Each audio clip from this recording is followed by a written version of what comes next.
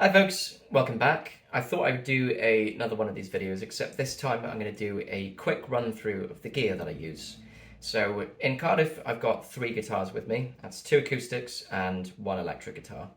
The first acoustic that I'm going to be talking about is my oldest guitar. It's the one right here. Nice and battered and bruised, as you can see. Plenty of little scratches over there, but adds to the authenticity. This is currently in some kind of alternate tuning. I've had it since probably about 15 years, I'd say. And I don't really play this that much, to be honest, because I've got my 12 string, which I'll show in a bit. It's in an alternate tuning, so I don't really use it that much. But I've written a couple of songs in it, one of them being Under Blue Sky, which is on my Spotify. But if you don't know what it sounds like, it sounds a little bit like this.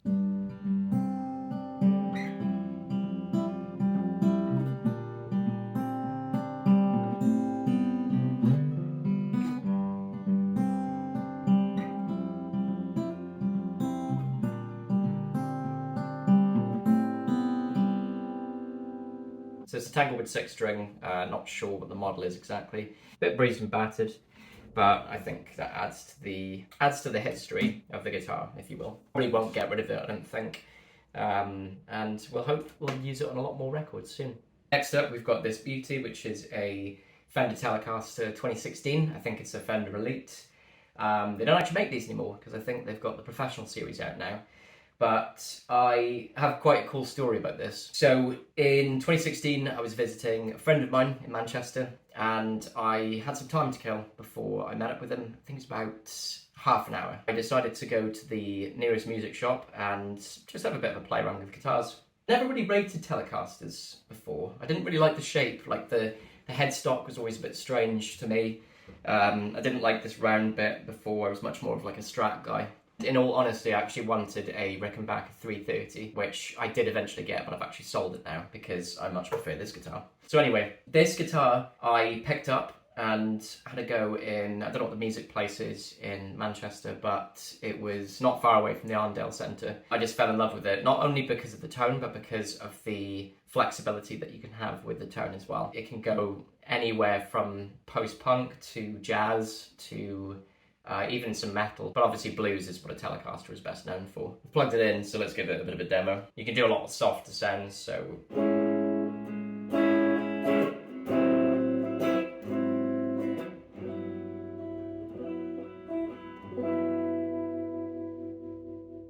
Or you could do a lot of blues guitar with it, so crank up the drive.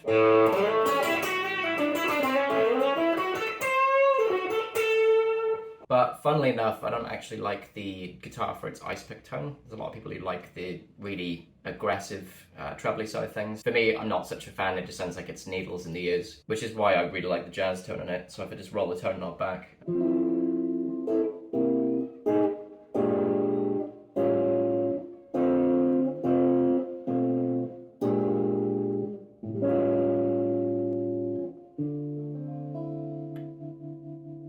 You can do a lot of Johnny Mark and his style picking.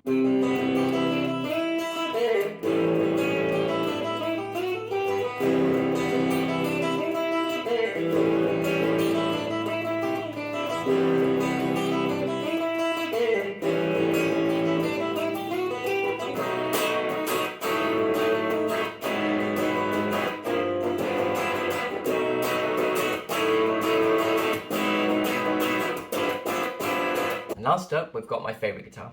This is a Seagull 12 string. So I don't know what the specific model is, but I have a cool story behind it again. When I was living in London, this was back in 2019 specifically, I had actually tried this guitar before, this exact guitar, in Wonder Guitars on Denmark Street. It was in the old shop, which was on the corner.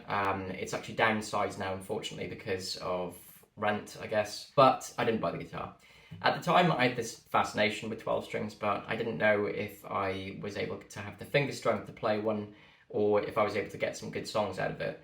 I heard they were a bit of a one-trick pony, so I avoided it. After the height of the pandemic, however, I think this was in 2021, so when things started to lift, I came back into Wonders with my then girlfriend. The same guitar was sat right there, and in fact, it was one of the girls who worked there whose guitar it was. There's actually a band called Sweet Giant, so I urge you to check them out. They're very good. So yeah, it was a nice bit of serendipity that this guitar not only stayed in the same shop, but I ended up buying it, and it sounds something like this.